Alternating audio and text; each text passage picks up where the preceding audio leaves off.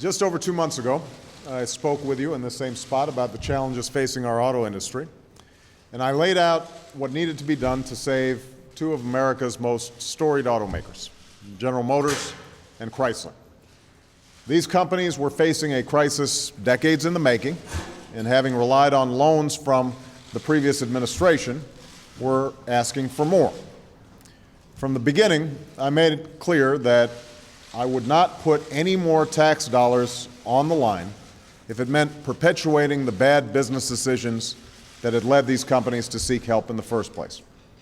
I refused to let these companies become permanent wards of the state, kept afloat on an endless supply of taxpayer money. In other words, I refused to kick the can down the road. But I also recognize the importance of a viable auto industry to the well-being of families and communities across our industrial Midwest and across the United States. In the midst of a deep recession and financial crisis, the collapse of these companies would have been devastating for countless Americans and done enormous damage to our economy beyond the auto industry. It was also clear that if GM and Chrysler remade and retooled themselves for the 21st century, it would be good for American workers, good for American manufacturing, and good for America's economy. I decided then that if GM and Chrysler and their stakeholders were willing to sacrifice for their company's survival and success, if they were willing to take the difficult but necessary steps to restructure and make themselves stronger, leaner, and more competitive, then the United States government would stand behind them. The original restructuring plan submitted by GM and Chrysler earlier this year did not call for the sweeping changes these companies needed to survive, and I couldn't in good conscience proceed on that basis. So we gave them a chance to develop a stronger plan that would put them on a path toward long-term viability. The 60 days GM had to submit its revised plans have now elapsed, and I want to say a few words about where we are and what steps will be taken going forward. But before I do, I want to give you an update on where things stand with Chrysler. When my administration took office and began going over Chrysler's books, the future of this great American car company was uncertain. In fact, it was not clear whether it had any future at all. But after consulting with my auto task force, industry experts, and financial advisors, and after asking many tough questions, I became convinced that if Chrysler were willing to undergo a restructuring, and if it were able to form a partnership with a viable global car company, then Chrysler could get a new lease on life. Well, that more promising scenario has now come to pass. Today, after taking a number of painful steps and moving through a quick, efficient, and fair bankruptcy process, a new, stronger Chrysler is poised to complete its alliance with Fiat. Just 31 days after Chrysler's Chapter 11 bankruptcy filing, a court has approved the Chrysler-Fiat alliance, paving the way for a new Chrysler to emerge from bankruptcy in the next few days. What happens next is in the hands of their executives, managers, and workers, as it is for any private company. But what the completion of this alliance means is that tens of thousands of jobs that would have been lost if Chrysler had liquidated will now be saved, and that consumers have no reason at all to worry about a restructuring, even one as painful as what Chrysler underwent. And keep in mind, many experts said that a quick surgical bankruptcy was impossible. They were wrong. Others predicted that Chrysler's decision to enter bankruptcy would lead to an immediate collapse in consumer confidence that would send car sales over a cliff. They were wrong as well. In fact, Chrysler sold more cars in May than it did in April, in part because consumers were comforted by our extraordinary commitment to stand behind a quick bankruptcy process. All in all, it's an outcome dramatically better than what appeared likely when this process began. Now, the situation we found at General Motors was very different from what we found at Chrysler, largely because GM is a different kind of company. It is much larger and much more complex, with operations all over the globe. In this context, GM's management team, including its new CEO, Fritz Henderson, its interim chairman, Kent Kresha, and all of their colleagues, has worked tirelessly to produce a plan that meets the strict standards I laid out at the beginning, to streamline GM's brands, clean up GM's balance sheet, and make it possible for GM to compete and succeed. Working with my auto task force, GM and its stakeholders have produced a viable, achievable plan that will give this iconic American company a chance to rise again. It's a plan tailored to the realities of today's auto market, a plan that positions GM to move toward profitability even if it takes longer than expected for our economy to fully recover. And it's a plan that builds on GM's recent progress in making better cars. As this plan takes effect, GM will start building a larger share of its cars here at home, including fuel-efficient cars. In fact, if all goes according to plan, the share of GM cars sold in the United States that are made here will actually grow for the first time in 3 decades. Now, anytime a business as large as General Motors goes through a restructuring, it is extremely difficult to find common ground among all of the company's stakeholders. But while the deal that has been worked out is tough, it is also fair. It will require the United Auto Workers to make further cuts in compensation and retiree health care benefits, painful sacrifices on top of all that they've already done. It will require GM shareholders to give up the remaining value of their shares, just as they would have had to do in any private restructuring of this kind. And it will also provide unsecured bondholders with an equitable outcome, an outcome that will let them recover more than the current value of their claims and substantially more than they would have recovered if the government had not intervened and GM had liquidated. That's why a majority of GM's bondholders already support this deal. Throughout this process, I wanted to ensure that none of GM's stakeholders received special treatment because of our government's involvement. That's why I instructed my auto task force to treat all of GM's stakeholders fairly and to ensure that this restructuring was carried out in a way that was consistent with past precedent.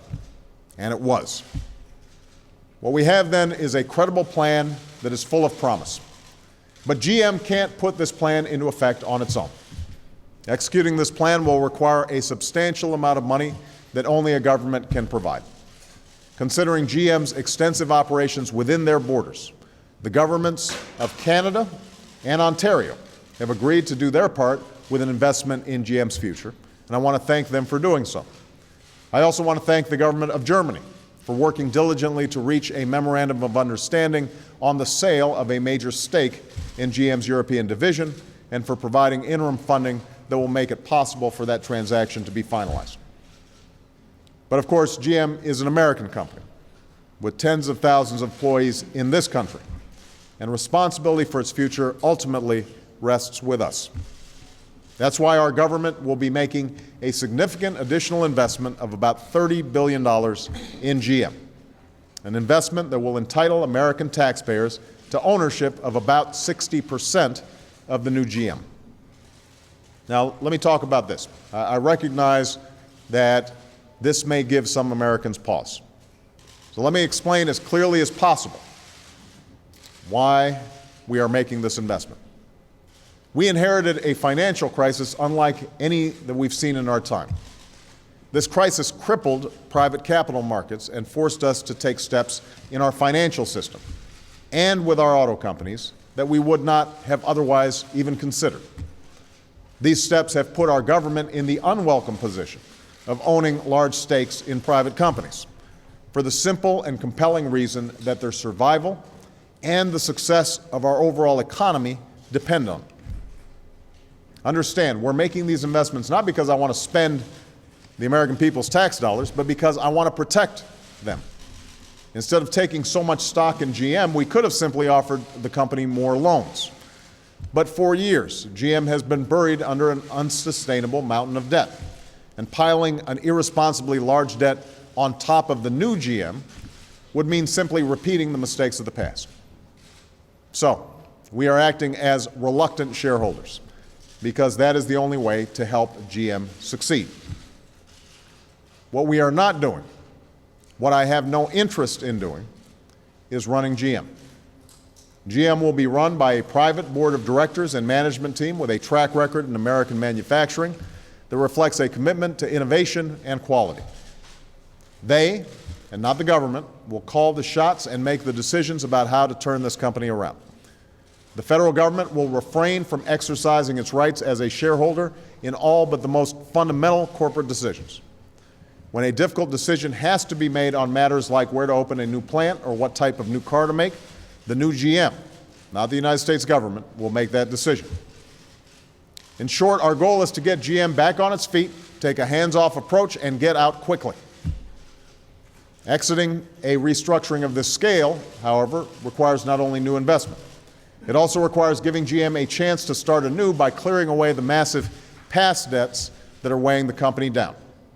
And that's why earlier today, GM did what Chrysler has successfully done and filed for Chapter 11 bankruptcy with the support of its key stakeholders and the United States government. In all likelihood, this process will take more time for GM than it did for Chrysler because GM is a bigger, more complex company. But Chrysler's extraordinary success reaffirms my confidence that GM will emerge from its bankruptcy process quickly and as a stronger and more competitive company. And I want to remind everyone that if you are considering buying a GM car during this period of restructuring, your warranties will be safe and government-backed. So I'm confident that the steps I'm announcing today will mark the end of an old GM and the beginning of a new GM. A new GM that can produce the high-quality, safe, and fuel-efficient cars of tomorrow, that can lead America towards an energy-independent future, and that is once more a symbol of America's success. But I want to be honest with you. Building a leaner GM will come at a cost.